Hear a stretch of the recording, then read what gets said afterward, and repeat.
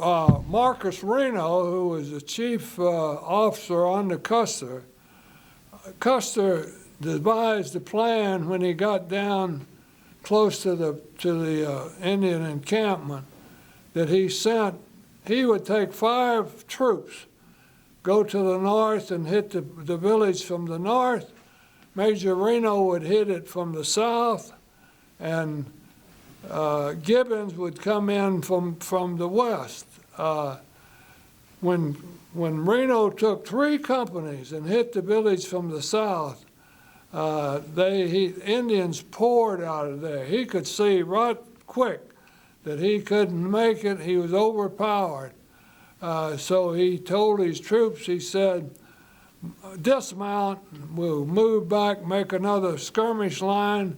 When he saw the Indians continue to come at him, he said, dismount, mount up, follow me. But before that, one of his chief scouts, who was an Aurora, got shot in the face, bloody knife, and his blood spattered all over Reno's face, and it totally demoralized him, as you would imagine it could.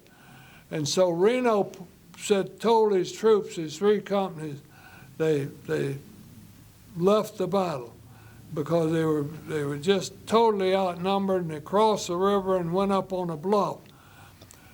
Captain Benteen, who had been sent with 3 companies by Custer to go to the south and west because he thought the Indians were going to run, and Benteen was to encounter those Indians who would run. Well, the Indians didn't run. They had their families there. Not only did they have their families, but their forces were so superior to the whites, there was no need for them to run. Thirdly, Indians had, not every one, but even had a good supply of repeating rifles. The Army didn't have that. They had single-shot carbines and faulty ammunition to boot.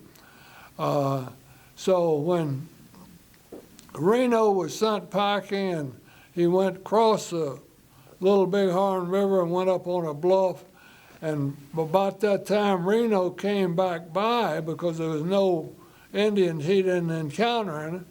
Reno said, for God's sakes, Benteen, help us, help us. So Benteen went up stayed with Reno and the remnants of his troops that night. All night long, they could hear the Indians singing their victory songs and cheerful all night long. There would be intermittent shots every once in a while between, but the next day Sitting Bull said, we have killed enough. So they packed up and left. And as they left, the people up on the bluff with Reno and Benteen, they didn't know couldn't figure out what was going on.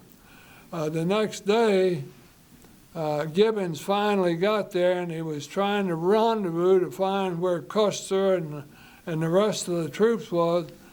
And so he saw some white rocks in the distance, and he said, well, we'll move to those white rocks, and maybe we can determine exactly where they are. Well, when they got there, they weren't white rocks.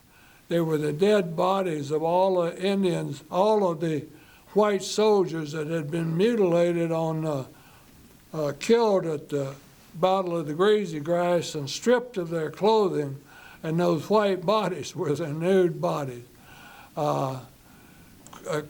Sitting Bull at that time, after that battle, took his tribe and went to Canada. Crazy Horse came back to South Dakota. When the government had time to recoil from the shock of Custer being killed, the Army losing that battle, they intensified their forces greatly and chased Crazy Horse all over these hills. Finally, Custer turned himself in at the RedCloud agency. And when he went in there, he went in very proudly with about 700 people in his band left, 200 or 300 warriors, and they went in singing their not victory songs, but proud songs. One army officer standing on the side, he said, "This isn't a goddamn surrender, it's a march of triumph."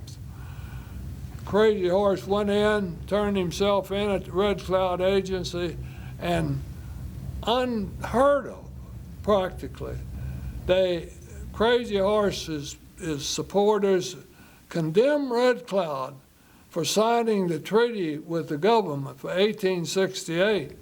They didn't say a thing about Crazy Horse becoming an Army scout once he turned himself in and raising his hand to pledge allegiance to the U.S. government. That's just the facts of life. They figured RedCloud was a scout, Crazy Horse would be a scout. They figured that would show the whites that they still had leadership over their people. Crazy Horse was not in agency 4 months before he was murdered at Fort Robertson. The Army got mad because he picked his band up and moved to Spotted Tail Agency, which was about 40, 30 miles from RedCloud Agency. And the Army leadership said, "We've had enough of Crazy Horse." Their plan was to get him back to RedCloud Agency, put him in jail, put him on a train to Fort Marion, Indiana, and put him in prison. When Crazy Horse said, well, he'd go back, he went back under a flag of truce. They guaranteed him he would not. Crazy Horse had a vision that he was going to be killed when he came back. But the Army officers who had kind of become friendly with Crazy Horse said, "You don't have to worry, not a hair on your body will be harmed." And so when they got back to Fort Robertson, they went to the commandant of the major commander's office about 6:30 to talk so Crazy Horse could confer with him. And the commander said, "I'll talk to him tomorrow, put him in the brig." They took him over to where Crazy Horse thought he was going in a building, and when he walked inside and saw it was a jail, he backed out, forced his way out, backed out, pulled a knife. There was a little big man who'd been a great supporter of Crazy Horse's, ran up and grabbed him from the back, and I think was accidentally cut. He got cut in that. One of the Army officers there in charge of the sentries walking back, and Indians were gathering, troops were gathering. One of the Army officers said, "Kill the son of a bitch." A soldier by the name of Gibbons, it wasn't Gibbons, it was another name, ran up and stabbed him in the back.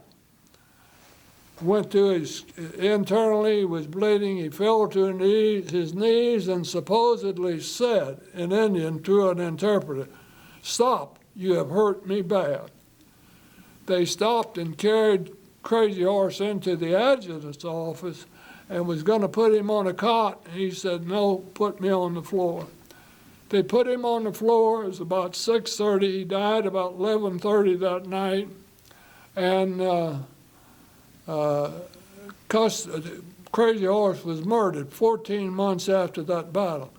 Sitting Bull was killed by his own people 14 years later after that battle. That was their final. Gall became a progressive. By progressive, I mean he was an Indian. He had given up. He said, "This is impossible to win," so he was going to try to live like a white man, be a farmer, raise food. He became disenchanted. Sitting Bull became disenchanted. There was, at one time, Sitting Bull and Gall were close, and they became separated because of that incident.